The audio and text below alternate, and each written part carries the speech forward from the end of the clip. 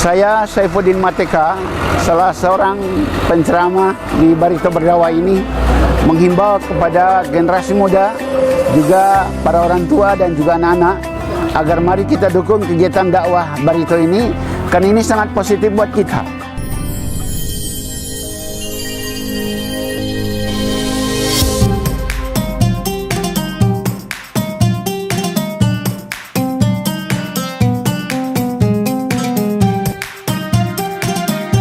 Ya baik Bapak Ibu, dengan melafazkan basmalah Bismillahirrahmanirrahim, Barito Berdakwah kita mulai.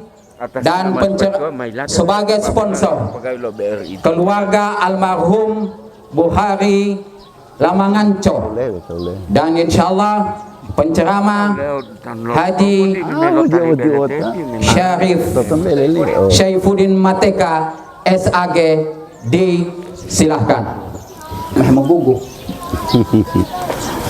Terima kasih. Assalamualaikum warahmatullahi wabarakatuh. Waalaikumsalam warahmatullahi wabarakatuh. Bismillahirrahmanirrahim. Innal hamdalillah nahmaduhu wa nasta'inuhu wa nastaghfiruh wa na'udzu billahi min shururi anfusina wa min sayyiati a'malina. May yahdihillahu fala mudilla lahu wa may yudlilhu fala hadiyalah. Wassalatu wassalamu ala Rasulillah Sayyidina Muhammad ibn Abdullah wa ala alihi wa sahbihi wa man tabi'ahu wa mawalah. Amma ba'du, qala Allah Ta'ala fil Qur'anil Karim, a'udzu billahi minasy syaithanir rajim. Ya ayyuhalladzina amanu taqullaha wal tanzur nafsum ma qaddamat ligad wattaqullaha innallaha khabirun bima ta'malun. Sadaqallahul azim. Yang saya hormati panitia penyelenggara Barito Berdakwah untuk Ramadan 1443 Hijriah, bersama seluruh jamaah yang hadir, yang tidak dapat kami sebut seorang demi seorang. Insya Allah kita semua diberkahi dan dirahmati Allah. Amin. Syukur alhamdulillah, pada hari ini kita telah sampai pada hari yang kelima dari bulan suci Ramadan. Insya Allah kita dalam keadaan sehat walafiat. Amin. Dan alhamdulillah insya Allah kita dapat menyelesaikan ibadah puasa dan amali Ramadan sampai akhir Ramadan. Amin. Amin. Jamaah sekalian dirahmati Allah, puasa Ramadan diwajibkan Allah kepada kita, sebagaimana juga pernah diwajibkan Allah kepada orang-orang sebelum kita. Tujuannya agar kita itu menjadi orang bertakwa. Tersimpul dalam kalimat akhir dari surat Al-Baqarah ayat 183, la'allakum tattaqun, agar supaya kamu itu jadi orang bertakwa. Jadi puasa ini insya Allah akan membentuk kita manusia dari orang yang beriman ditambah lagi menjadi orang yang bertakwa. Kenapa harus bertakwa? Karena nilai kita di sisi Allah ditentukan oleh ketakwaan kita kepada Allah. Dalam Al-Quran Allah berfirman, inna akramakum indallahi atqakum. Sesungguhnya orang yang paling mulia di antara kamu di sisi Allah adalah orang yang paling bertakwa. Jadi tujuan puasa ini agar kita mencapai derajat muttaqin, derajat yang paling tinggi dan paling mulia di sisi Allah. Dan ke depan Bapak dan Ibu, semakin banyak tantangan yang kita hadapi. Di samping lapangan pekerjaan yang semakin sempit, persaingan makin ketat.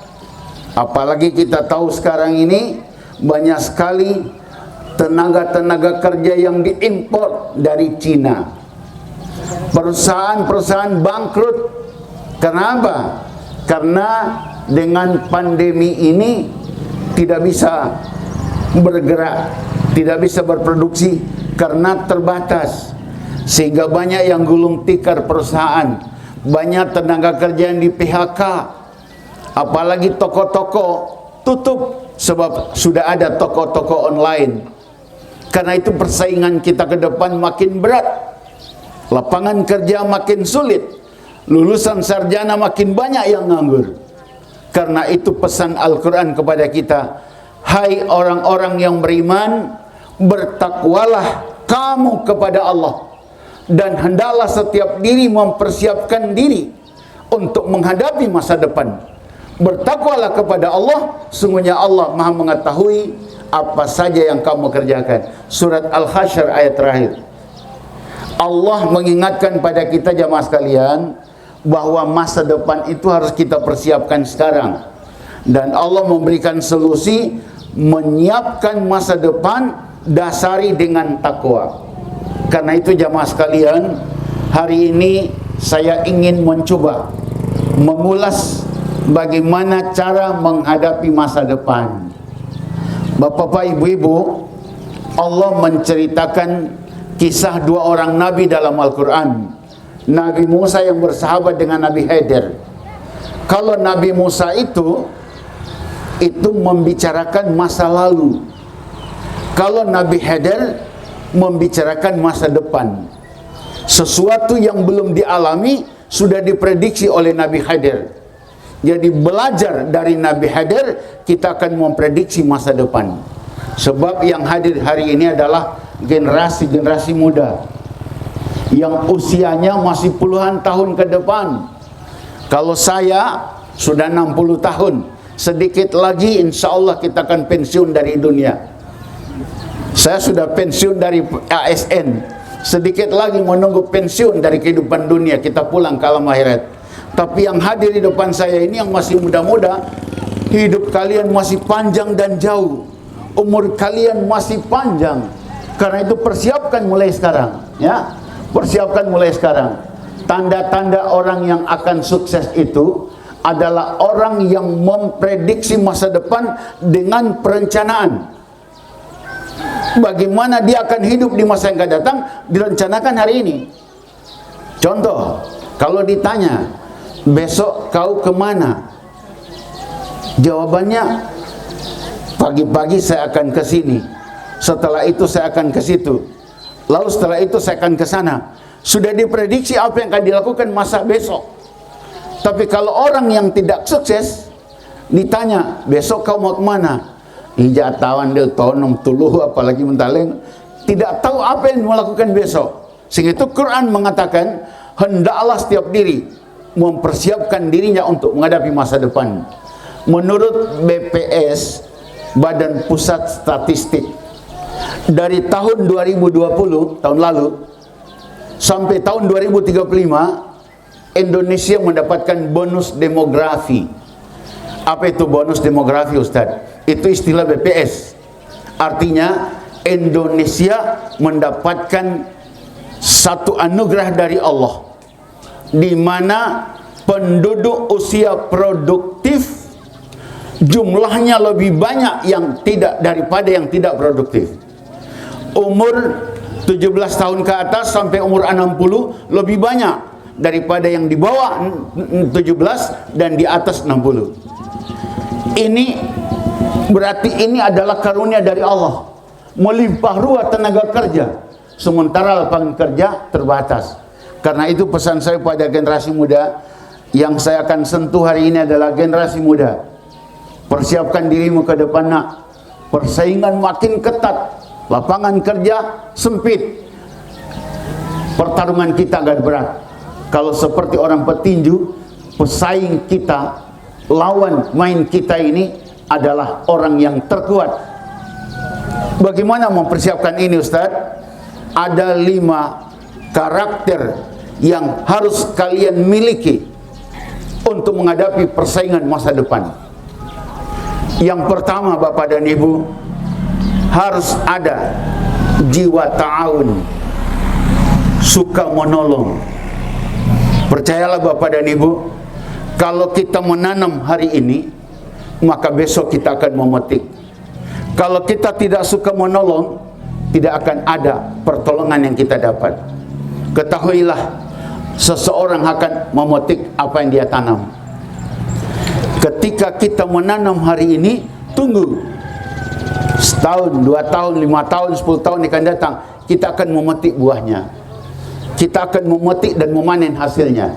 Kalau begitu mulai sekarang perbanyaklah membantu, menolong orang. Kita tidak tahu yang kita tolong hari ini akan jadi apa sebentar.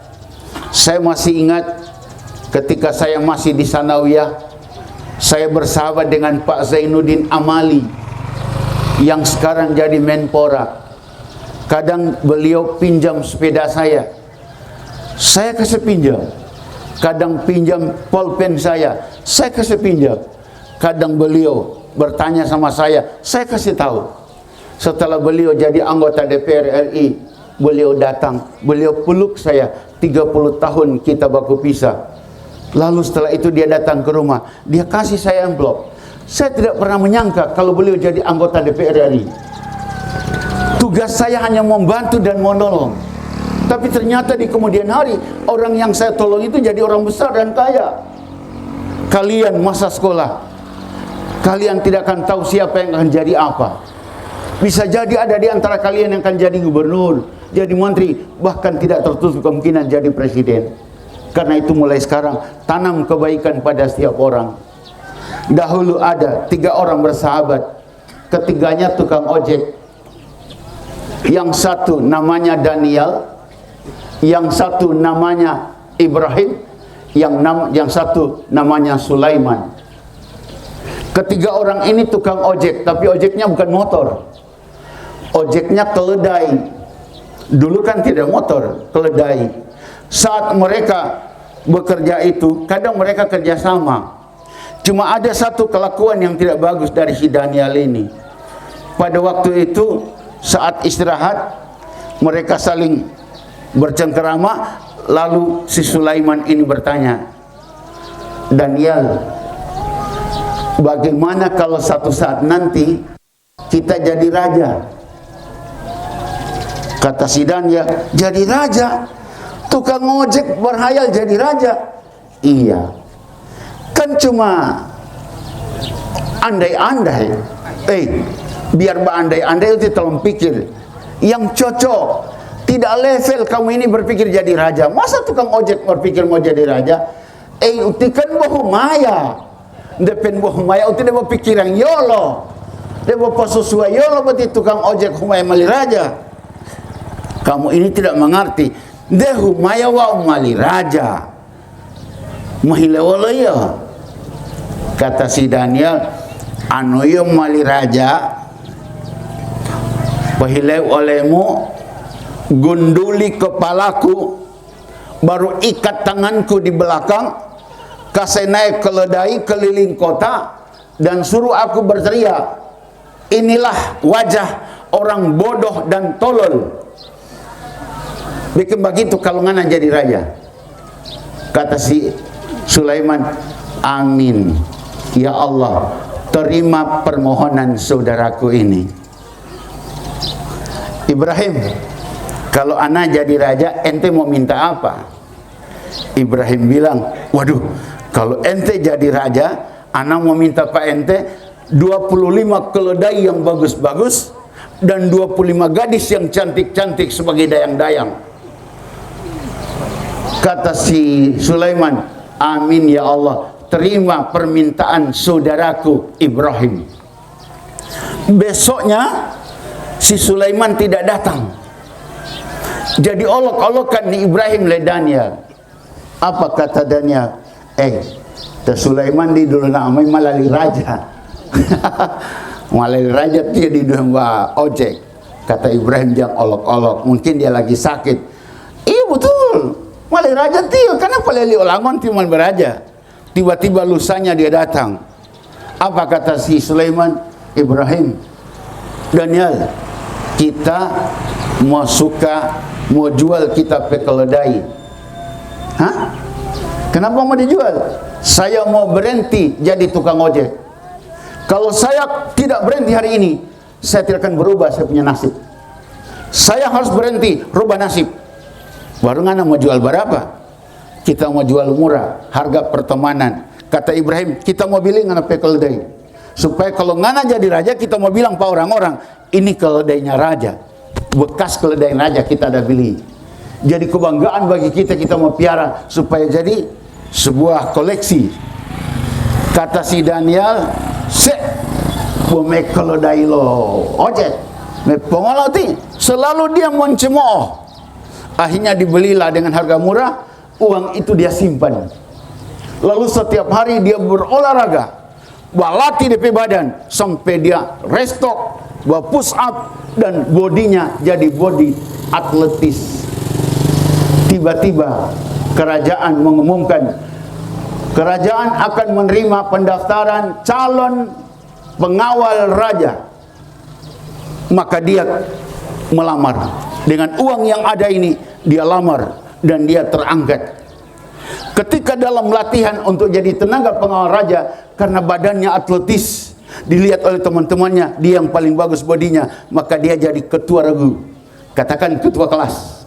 Dia memimpin teman-temannya dan kemudian naik tingkat terus karena bodinya bagus, latihan kanuragannya bagus. Akhirnya dia diangkat menjadi pengawal kepala istana. Kalau di Indonesia itu kira-kira Kapolri, pengawal ajudan Kapolri. Bodinya bagus, atletis, ada olahraganya, ada bela dirinya. Ketika sang raja mangkat, meninggal sang raja, putra mahkota masih kecil, belum layak memimpin. Maka yang tunjuk pelaksanaan pemerintahan adalah kepala kerajaan, kepala pengamanan kerajaan, atau kepala pengamanan istana. DP kepala yang diangkat. Otomatis kepala keamanan tidak ada. Maka kepala keamanan menunjuk ajudannya, "Kamu yang gantikan saya, karena kamu layak jadi pengaman. Kawal saya, karena saya kepala pemerintahan." Maka naiklah pangkatnya jadi Kapolri. Akhirnya apa? Kemana-mana sang raja dia ikut. Ketika sang raja mangkat, karena dia yang punya kekuatan, dilihat mampu dan punya kapabilitas dan kompetensi, akhirnya dia diangkat jadi raja. Jadilah Sulaiman sang raja. Begitu dia diangkat jadi raja, dia panggil pengawal, "Sini ngoni. Ngoni pergi di kaki gunung sana. Di sana ada 2 orang tukang ojek, namanya Ibrahim dan Daniel. Panggil ke istana." Datanglah 2 orang, dikawal oleh pengawal. Mereka dalam keadaan takut. Mereka tidak tahu siapa yang mau panggil ini. Kenapa tiba-tiba kami diundang raja? Dengan menunduk mereka ketakutan, duduk bersimpu di hadapan sang raja. Lalu tiba-tiba sang raja Sulaiman berkata, "Ibrahim, Daniel." Kaget. Kenapa namanya kami dikenal oleh raja? Begitu mereka mengangkat muka, Masya Allah, ke Sulaiman jadi raja. Ibrahim mulai senyum-senyum, tapi Daniel ketakutan, pucat pasti mukanya. "Ibrahim, kenal saya kan?" "Iya Tuan Raja." "Siapa?" "Sahabat kami di tukang ojek dulu." "Oh, berarti masih betul ingatan." "Daniel, kenal saya kan?" Kata si Daniel, "Ampun tuanku." "Weh, Hindu olehmu kenal saya tidak?" "Ampun Tuan, saya mohon ampun Tuan." "Wajahmu yang mengalalemu. Wah, Hindu otawamu." Kata si Daniel, "Kenal Tuan."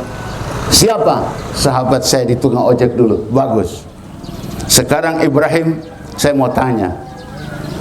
Dulu ketika kita masih bersahabat, aku pernah berandai-andai, andaikan ku jadi raja, kamu minta apa?" "Saya masih ingat Tuan, minta 25 ekor keledai yang muda-muda dan 25 gadis dayang-dayang cantik-cantik." "Bagus, kabulkan permintaannya. Kasih dia 25 ekor keledai yang muda-muda dan 25 orang gadis yang cantik-cantik sebagai dayangnya."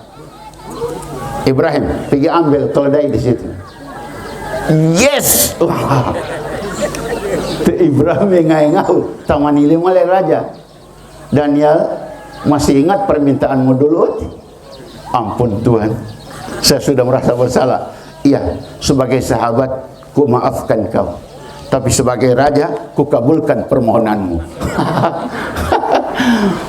Bolok wali raja mak, ikat tangannya, gunduli kepalanya, kasih naik dia di keledai terbalik, dan suruh dia berteriak keliling kota, "Sayalah orang dungu dan sayalah orang tolol." Ibu bapak, kisah ini kisah nyata. Sulaiman adalah seorang raja di masa kerajaan dahulu. Pemerintahan Islam masih dalam bentuk khilafah. Karena itu jangan mencemooh orang. Jangan memperolok-olok orang. Jangan enggan dan segan membantu orang. Boleh jadi yang kita bantu hari ini orangnya di bawah status dari kita, tapi satu saat dia akan diangkat oleh Allah derajatnya. Kalau kita pernah menolong dia, satu saat kita akan ditolong olehnya.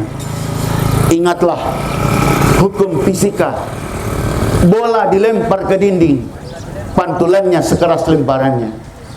Kalau saya lempar bola ke dinding, maka bola itu memantul ke saya. In ahsantum li anfusikum. Kau berbuat baik pada orang, kebaikan itu akan kembali kepadamu. Jemaah sekalian dirahmati Allah, pada tahun 2016 lalu ada sebuah perlombaan namanya lomba lari maraton di Spanyol. Pesertanya ribuan orang. Begitu dilepas start, ribuan yang berjalan. Tapi sampai di finish tinggal beberapa orang. Sama dengan Ramadan. Begitu Ramadan mulai, masjid penuh. Begitu semua dekat-dekat hari raya, tinggal sedikit orang. Sama dengan maraton, ya. Begitu dilepas, ribuan orang yang berjalan ini berlomba-lomba ingin sampai ke finish. Dan jarak tempuhnya adalah 43 km sedikit kurang. 42 km lebih. Saat perlombaan dimulai itu, ada dua orang yang diunggulkan. Ivan Fernandez dari Spanyol dan Abel Mutai dari Kenya. Si kulit putih dan si kulit hitam. Saat mereka berlomba dan berlari, yang lain mulai jatuh-jatuh, yang lain tidak sampai finish. Ketika sampai di finish, yang berada di depan sekali adalah si kulit hitam, Abel Mutai dari Kenya. Di belakangnya beberapa puluh meter, si Ivan Fernandez dari Spanyol.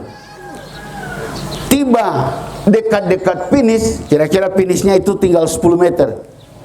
Si Ivan Fernandez melihat si Abel Mutai berhenti berlari. So tidak lari, so berjalan. Kenapa? Dia kira garis-garis zebra di jalan, so itu garis finish. Ada jalur zebra kan? Wow, garis-garis di dekat perempatan. Itu kan cuma jalur penyeberangan. Dia kira itu garis finish. Maka sampai di garis itu dia cuma berjalan. Si Ivan dari belakang diteriaki oleh pendukungnya, "Maju Ivan, maju!"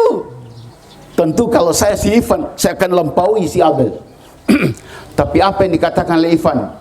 "Abel, belum finish, lari. Abel lari, belum finish." Tapi si Abel bahasa Kenya yang tidak mengerti bahasa Spanyol. Harap lihat tiba mau mendukung oleh tiba di tempat di mana Abel yang berjalan, si Ivan Fernandez dorong si Abel dari belakang.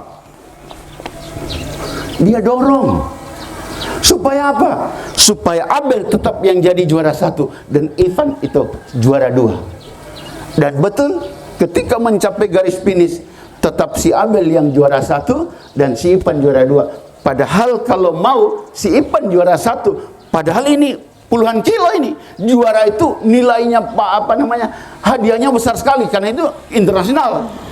Masya Allah. Semua meneriaki siapa? Bukan si Abel Mutai yang juara, tapi si Ivan Fernandez yang menolong lawan lombanya ini. Ivan Fernandez dipeluk, mereka viralkan namanya dan luar biasa. Pujian, sanjungan, jempol ke Ivan Fernandez. Malamnya wawancara televisi, dengar wawancaranya dalam bahasa Spanyol. Wartawan bertanya, "Ivan, kenapa dalam lomba kemarin kau tolong lawan lomba Anda? Padahal kalau Anda tidak menolong dia, Andalah juaranya. Dengan menolong dia, Anda runner-up-nya juara 2. Apa kata si Ivan? Memang Abel yang pantas mendapatkan juara 1 pada saat itu, karena dia jauh di depan saya. Cuma karena ketidaktahuannya tentang garis finish, maka dia hampir saja dikalahkan. Lalu kenapa Anda menolong dia? Dengan demikian Anda tidak jadi juara. Kalau Anda tidak menolong dia, Anda membawa hadiah, piala, medali, dan banyak hadiah-hadiah yang kau dapatkan." Apa kata si Ivan? Dengar kalimatnya. Apa gunanya medali itu terkalung di leherku? Apa gunanya piala itu ku angkat tinggi-tinggi? Dan apa gunanya hadiah-hadiah itu ku bawa ke rumah? Kalau sampai di rumah, ibuku akan bertanya, Ivan, bagaimana kau mendapatkan hadiah itu? Aku jawab apa sama ibu? Aku akan bilang, aku kalahkan karena dia tidak tahu garis finish. Aku kalahkan karena kebodohannya. Aku malu di depan ibu karena ibu selalu berpesan padaku, hiduplah dengan menang tanpa mengalahkan, bahagia tanpa menyakiti. Aku malu sama ibuku karena ibuku selalu menasihati aku, jangan engkau bahagia di atas derita orang lain. Si Ivan dipuji dan dipuja oleh media, bukan si Abel yang juara, tapi si runner up-nya. Karena itulah juara sejati. Dialah juara sejati dalam kehidupan. Itu yang dikatakan oleh Nabi 1400 tahun yang silam. Laisa syadidu bisyur'ati, innamas syadidu yamliku nafsahu indal ghadabi. Bukan namanya sang juara yang sanggup mengalahkan musuh-musuhnya, tapi yang namanya juara adalah orang yang mampu mengendalikan hawa nafsunya. Puasa Ramadan 30 hari ini akan menggenggam jiwa kita agar kita mampu mengalahkan hawa nafsu yang selalu ingin menang dan mengalahkan orang, ingin bahagia atas penderitaan orang. Mari kita jadikan puasa ini pengendali hawa nafsu, juara modern halal dan haram. Insya Allah kita belajar dari orang-orang di luar kita. Ivan Fernandes adalah guru kita. Yang kedua, jangan lupa Bapak dan Ibu, kita tasamuh. Apa itu tasamuh, Ustaz? Tenggang rasa, tepos liro, saling menghormati atau toleransi. Di Indonesia ini ada 6 agama, 5 agama besar ditambah Konghucu. Kita berbeda bahasa, berbeda adat istiadat, berbeda agama. Sama kita ini dengan sapu lidi. Kalau kita diikat jadi satu, banyak yang dapat kita lakukan. Tapi kalau kita dibuka tali ikatannya, kita dicerai beraikan, tidak ada yang bisa kita lakukan karena lidi sebatang tidak bisa bikin apa-apa. Karena itu pesan saya yang organisasi-organisasi keagamaan, ayo kita bersatu, bercerai berai tidak bagus. Perbedaan awal Ramadan di Muhammadiyah NU berbeda, tapi mari kita tetap puasa sama-sama, tidak saling mencela dan mencemooh. Dan ingatlah, kita ini Bapak dan Ibu, walaupun berbeda-beda, tapi insya Allah kita tetap satu NKRI. Berbeda-beda faham dan madhab, tapi kita tetap Islam yang satu. Itu dalam Al-Quran Allah menyatakan, ta'alau ila kalimatin sawa'in bainana wa bainakum. Katakanlah, mari kita bersatu dalam satu kalimat yang sama antara kamu dan saya. Kalimat apa itu? La ilaha illallah. Tidak ada Tuhan selain Allah. Itu prinsip umat Islam. Tidak ada perbedaan kita tentang kalimat itu. Maka oleh karena itu, menghargai orang lain, tenggang rasa, tepos liro, itu bagus sekali. Saya mau cerita, ada kisah di Turki. Ada seorang pesiaran ini wisatawan ya, suami istri dari Eropa datang ke Turki mau melihat keadaan alam dan penduduk di Turki. Mereka naik mobil, tiba-tiba mereka kemalaman di satu desa. Di desa itu Bapak dan Ibu tidak ada hotel, tidak ada penginapan, tidak ada kos-kosan. Di desa itu hanya rumah-rumah penduduk, dan penduduknya agak sederhana. Ketika mereka kemalaman, mereka cari hotel, tidak ada. Maka melihat ada sebuah rumah sederhana, mereka singgah. Orang ini non-muslim. Selamat malam. Malam, Pak mau nanya, adakah hotel atau penginapan di kampung ini? Oh, tidak ada Pak. Di sini cuma kampung, yang ada cuma rumah penduduk. Kenapa Bapak cari hotel? Kami wisatawan yang kemalaman di jalan. Kami tidak tahu mau pulang, arah jalannya nanti kesasar. Maka kami ingin menginap di kampung ini, tapi kami cari penginapan. Oh, kalau sekedar menginap malam ini, rumah kami siapkan Pak. Ini rumah kami. Tapi Pak, saya dengan istri saya, oh iya ada kamar Pak, ada. Bapak boleh menempati kamar itu. Terima kasih banyak Pak, terima kasih. Maka tidurlah mereka malam itu di tempat itu, disuguhi makanan ala kadarnya. Ketika mereka bangun ingin mengucapkan terima kasih, si suami ini pergi mencari-cari di mana kamarnya si tuan rumah ini. Ternyata mereka lihat rumah itu bagaikan gudang dan cuma ada satu kamar. Kamar yang mereka tempati malam itu cuma itu kamarnya. Didatangi ke dapur, tidak ada orangnya. Ke depan tidak ada. Maka suami istri bingung. Ini mereka tidak ada di mana? Maka mereka keluar rumah dan mereka lihat ada sebuah pohon depan rumah. Ternyata tuan rumah, suami istri dan 3 orang anaknya bernaung di bawah pohon ba'alas dengan tikar di bawah pohon. Menangis kedua suami istri non muslim ini melihat keadaan orang tuan rumah ini seperti itu. Lalu mereka datang, Pak, Bapak ini gila. Kenapa? Kami disuruh tidur di kamar, sementara Bapak dan Ibu dan anak-anak tidur di luar dengan dibalut dinginnya malam. Pak, malam ini Bapak dan Ibu adalah tamu kami, maka kami harus berikan pelayanan yang terbaik. Dan kami cuma punya 1 kamar, dan kamar itu kami sediakan untuk tamu.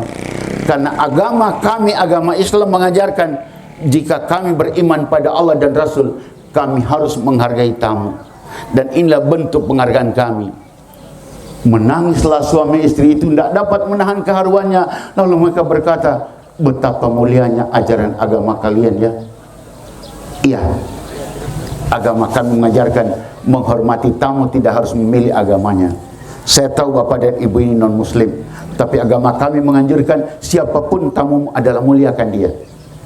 Tiba-tiba mereka memeluk, si ibu memeluk ibu tuan rumah, sang bapak memeluk bapak tuan rumah, dan mereka pamit, kami tidak akan melupakan jasa bapak. Ketika dia pulang ke kampungnya, ke kotanya, dia langsung ke toko buku, beli Quran terjemahnya dan hadis. Kemudian dia kaji, sambil mengkaji ajaran Islam itu, dia selalu menangis. Selama ini image Islam itu teroris, anarkis, radikalis. Ternyata yang dia baca di Quran bukan seperti itu. Dia menangis dan dia berkata, luhurnya ajaran Islam. Hanya dia datang ke Islamic Center, menyatakan diri masuk Islam, mengucap 2 kalimat syahadat. Dan kemudian dia melanglang buana keliling dunia mendakwahkan Islam dengan ikon nomor 1, Islam mengajarkan menghormati tamu walaupun beda agama. Dia ceritakan kisah itu dan ternyata banyak yang dia Islamkan. Inilah Islam Bapak dan Ibu, menghormati, menghargai, toleransi, tasamuh.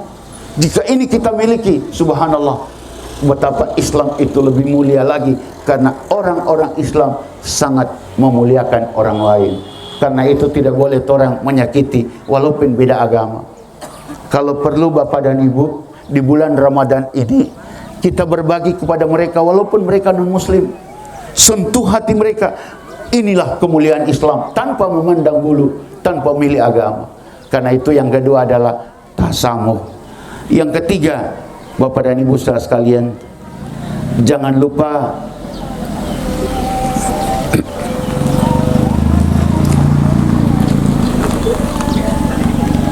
kita saling tawakal kepada Allah. Demi Allah Bapak dan Ibu, tidak ada manusia yang lepas dari penderitaan. Tidak ada yang bisa luput dari kesulitan. Tiap-tiap orang itu pasti ada kesusahan, persoalan, permasalahan. Bisa keluarga, bisa rumah tangga, bisa ekonomi, bisa kerja, bisa jabatan, kedudukan, pangkat, bisa persahabatan, pertemanan, pertetanggaan. Ada kesulitan yang kita hadapi, tapi yakinlah Allah Maha Kuasa mengeluarkan kita dari kesulitan. Yakinkan dalam hati kita, Nabi Musa ketika dikepung di Lautan Merah, dibelah Allah jadi lautan. Ketika Nabi Ibrahim terkepung oleh kobaran api, api didinginkan. Ketika Nabi Isa mau dibunuh oleh muridnya, Allah angkat ke langit. Ketika Nabi Muhammad menghadapi kesulitan, Allah angkat dalam Isra dan Mi'raj. Ketika Nabi Yunus ditelan ikan paus, Allah keluarkan ikan pausnya mati. semua kesulitan orang-orang yang beriman pasti ada jalan keluarnya, dan itu Allah janji dalam Al-Quran surat At-Talaq, wa may yattaqillah yaj'al lahu makhraja wa yarzuqhu min haitsu la yahtasib. Siapa yang bertakwa kepada Allah diberikan jalan keluar dari kesulitannya, dan insya Allah diberikan rezeki dari jalan yang tidak disangka. Ada satu kisah Bapak dan Ibu, perlombaan ski es di Olimpiade Korea. Pada saat final ada 5 negara yang bersaing: Cina, Amerika, Jepang, Australia, dan Rusia. Tidak ada Ukraina. 5 negara besar ini bersaing karena negara mereka ada es. Indonesia tidak masuk karena Indonesia negara tropis panas. Nah, yang ada esnya itu yang bersaing karena mereka biasa di situ. Kelima negara ini, 4 negara yang diunggulkan karena atletnya memang atlet-atlet dunia. Rusia, Amerika, Cina, dan Jepang. Australia itu tidak diunggulkan. Pada saat dilepas, yuk berlomba. Mereka ada di depan yang 4 ini. Sementara Australia jauh ketinggalan 20 meter di belakang. Tapi si Australia ini optimis. Dia tawakal kepada Allah. Dia serahkan segalanya. Yang penting saya berlomba, juara dan tidak tergantung Allah. Maka dia ikut, walaupun dia di KIO di belakang, tetap dia jalan. Dan dia tidak putus asa, tidak frustrasi.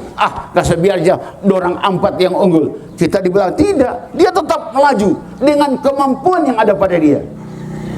Putaran pertama, yang unggul yang 4 ini bersaing. Putaran kedua, putaran ketiga, putaran terakhir, tinggal 100 meter finish. Ski es kan licin, pakai roda es, pakai lantainya es. Waduh, luar biasa, licinnya luar biasa, dan lajunya. Ke-4 negara yang bersaing ini berada di tempat lebih awal dan jauh ketinggalan Australia di belakang. Tiba-tiba kecelakaan terjadi. 4 negara ini saling baku gate, saling bertabrakan, dan mereka terpelanting ke bawah. Tidak ada yang bisa berdiri karena lantainya licin. Mereka jatuh 4-4, dan yang tetap tegak berdiri yang jauh di belakang si Australia. Dan dia melenggang dengan senang, bahagia, tanpa saingan, masuk garis finish sendirian. Dia mengangkat tangan, dialah sang juara. Allah tahu kapan saatnya kita juara. Allah tahu dengan siapa kita akan juara. Hidup ini sudah diatur oleh Allah. Karena itu jangan terlalu ambisi-ambisi untuk juara. Jangan ambisi untuk memenangkan kehidupan. Allah sudah mengatur rezeki kita. Kalau memang jadi hak kita, biar orang lain sudah duluan, tetap kita yang akan mendapatkan.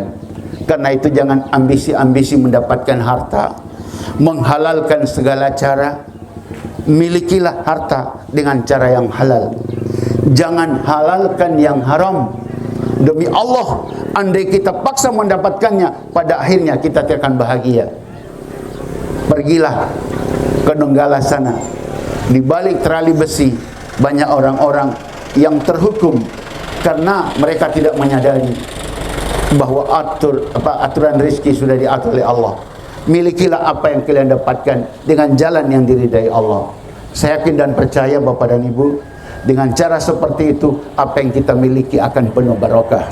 Yang terakhir Bapak dan Ibu, jangan lupa dalam hidup ini, di samping kita tolong menolong, saling kasih mengasihi, saling toleransi, kita saling tawakal kepada Allah. Dan jangan sampai kita lupa bahwa kita harus saling kasih mengasihi, sayang menyayangi. Ramadan ini mengajarkan kepada kita untuk mengasihi orang susah, mengasihi dan menyayangi orang yang di bawah ekonominya.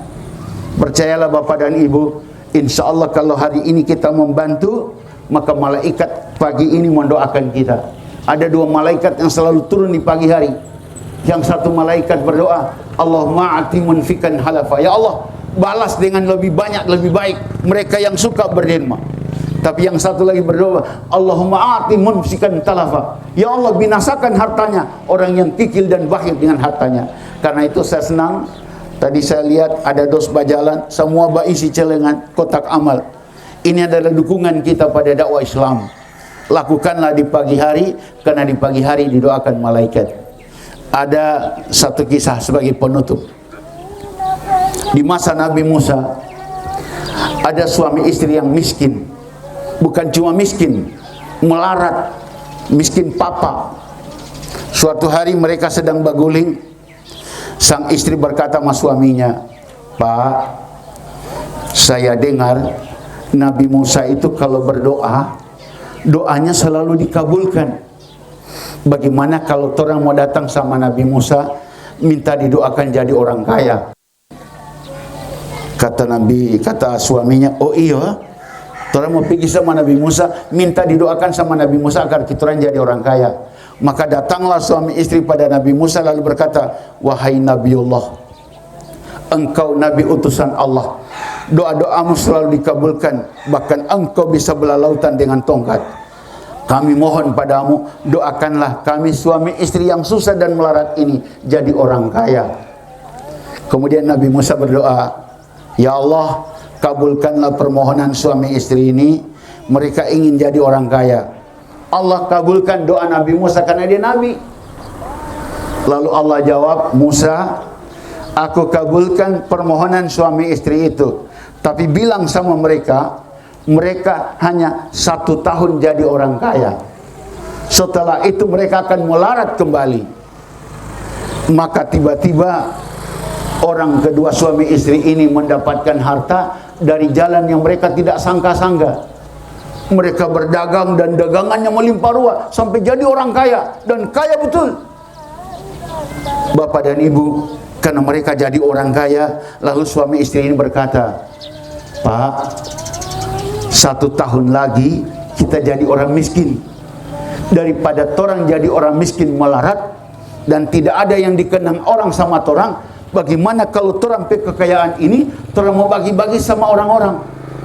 Pokoknya orang mau beli, orang kasih bonus. Orang susah, orang mau kasih gratis." Jadilah mereka orang paling dermawan. Sana sini mereka bantu. Yang miskin, yang melarat, yang sesara, yang menderita. Orang susah, orang yang tidak punya uang, dia kasih. Yang datang beli, dibonus. Orang yang tidak bisa membeli, dikasih. Masya Allah. 1 tahun mereka jadi orang dermawan. 1 tahun makin bertambah kekayaannya. Mereka beri terus, makin bertambah kekayaan. Tanpa mereka sadari, 1 tahun selewat, tidak jadi orang miskin. Akhirnya Nabi Musa melihat keadaan suami istri ini. Dia tanya kepada Allah, "Ya Allah, kenapa itu orang suami istri yang dijanjikan jadi kaya 1 tahun dan akan jadi melarat lagi pada tahun berikutnya, sekarang mereka makin kaya raya, hartanya makin banyak, padahal sudah lewat 1 tahun." Apa jawaban Allah? "Musa, aku batalkan takdirku atas mereka karena banyak sekali orang yang mendoakan mereka. Tangan-tangan orang miskin, melarat dan menderita selalu diangkat ke langit, memohon kiranya mereka diberikan kekayaan yang berlebih. Setiap pagi malaikat mendoakan mereka agar kekayaannya bertambah. Maka sesungguhnya Musa, aku akan kekalkan kekayaan mereka, sebab mereka membagi apa yang kuberikan kepada orang-orang yang pantas mendapatkan." Itulah janji Allah dalam Al-Quran, surat Ibrahim ayat 7. "Wa ista'azzana rabbukum la in syakartum la azidannakum wa la in kafartum inna adzabi lasyadid." Ingatlah, Tuhanmu sudah memaklumkan kepadamu, jika kamu bersyukur atas nikmatku, aku tambah nikmat itu. Tapi kalau kamu kufur, azabku sangat pedih. Kita doakan semoga keluarga almarhum Bapak Buharin apa? Lamanganco sebagai donatur pada penyelenggaraan kuliah ba'da subuh di pagi ini, diberikan Allah kesehatan dan keafiatan, rezeki yang murah dan melimpah. Semoga almarhum Pak Buhari Lamanganco yang telah mendahului kita diberikan Allah tempat yang mulia di sisinya. diberikan ampunan dosanya dan maaf atas kesalahannya, dan semoga Allah akan jadikan alam kuburnya menjadi taman-taman surga. Amin. Dan kita yang ditinggalkan ini insya Allah diberikan kekuatan lahir batin, kesehatan jasmani rohani untuk dapat melanjutkan perjuangan orang-orang terdahulu kita. Termasuk jasa besar dari Ustadz Haji Muhtar Maku yang telah mencetak kader-kader yang sekarang ini berperan menjadi pelanjut misi beliau dalam dakwah. Kalau beliau dalam Quran, maka dalam dakwah ini adalah murid-murid beliau di At-Taubah. Saya ini pernah diundang ke perempatan Simpang 4 Pasar Kamis dalam takziah yang dakwah yang sama dulu berapa puluh tahun lalu. Pernah saya diundang ke dakwah subuh pagi di Jembatan Jodoh, pernah juga di Huntu, pernah juga di tempat-tempat yang lain yang ada peragaan seperti ini, misalnya lagi di Pantai Indah sana. Tapi semuanya udah mati.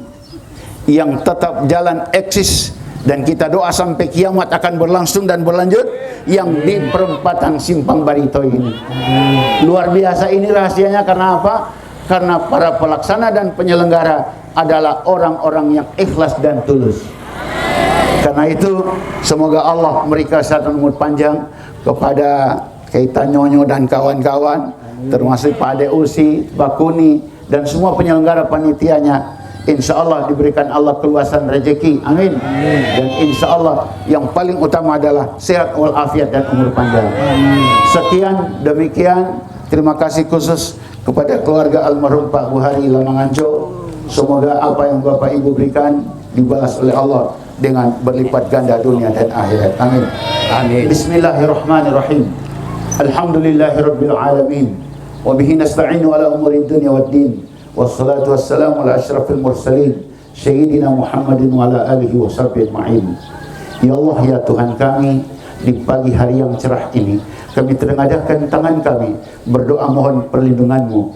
Berikanlah kami ya Allah kekuatan lahir batin, amin, untuk dapat mensyukuri semua nikmat yang Kau berikan pada kami, amin, dan keluarga kami. Berikan pula kami kemampuan memanfaatkan rezeki karunia-Mu jadi ibadah, jadi amal, dan menjadi syukur kami kepadamu. Amin. Ya Allah, ya Tuhan kami, inilah tangan-tangan kami yang penuh kemiskinan dan kepapaan. Penuhi dengan rezeki yang banyak, amin, agar lebih banyak lagi kami menolong hamba-hambamu yang miskin dan susah. Amin. Inilah tangan kami yang penuh dengan dosa, kami tengadahkan padamu, mohon maaf dan ampunanmu. Inilah tangan kami yang penuh kelemahan, berikan kami kekuatan dan kekuasaan, biar kami tegakkan keadilan dan kami bela kebenaran. Amin. Ya Allah, sayangi kami sebagaimana kami mencintai dan menyayangi saudara kami. Amin. Kabulkan doa dan cinta kami sebagaimana kami juga memberikan pertolongan pada orang yang minta tolong pada kami. Amin. Ampuni dosa kami ya Allah. Amin. Sebagaimana pula kami suka memaafkan orang yang pernah bersalah kepada kami. Amin. Hanya kepadamu kami menyembah dan hanya kepadamu kami mohon pertolongan. Amin. Limpahkan karunia rahmat-Mu kepada keluarga almarhum Bapak Lamanganco. Kami mohon padamu ya Allah, berikan kesehatan lahir batin, umur panjang, harta benda yang melimpah kepada penyelenggara dakwah Barito persimpangan 4 ini, untuk mereka melanjutkan misi dakwah ini sampai akhir hayat mereka. Amin. Amin ya rabbal alamin. Padamulah kami serahkan permohonan, dan darimulah kami harapkan perkenan. Rabbana atina fid dunya hasanah wa fil akhirati hasanah wa qina adzabannar. Amin. Subhana rabbika rabbil izzati amma yasifun wa salamun alal mursalin. Alhamdulillahirabbil alamin. Assalamualaikum warahmatullahi wabarakatuh. Waalaikumsalam warahmatullahi wabarakatuh. Jamaah, oh jamaah, alhamdulillah. Semoga kita di tempat ini mendapatkan doa yang terbaik, doa yang terbaik dari malaikat. Siapa yang bersedekah